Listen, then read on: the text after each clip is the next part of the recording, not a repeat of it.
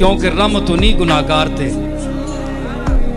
चंगे ते केड़ी रहमत सी चंगे ते अपने हिसाब किताब दे के पैसा या अल्लाह असा ते पूरियां नमाज़ां पढ़ियां नहीं हिसाब तक ज़रब तकसीम असा ने तो कम पूरे लेकिन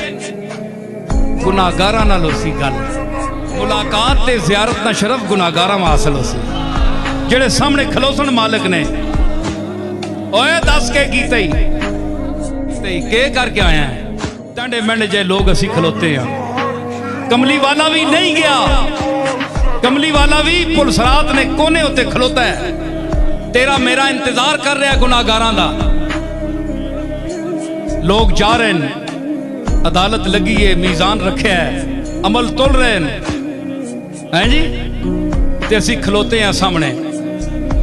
है जी ते फिर के वे जिसले नदामत पैदा हो गई कि मालिक बहु गुनाहगार हाँ कोई राह नहीं बख्शनी ना क्या कर सकता रहमत आवाज देसी और किथे हो गुनाहगारो हदर आओ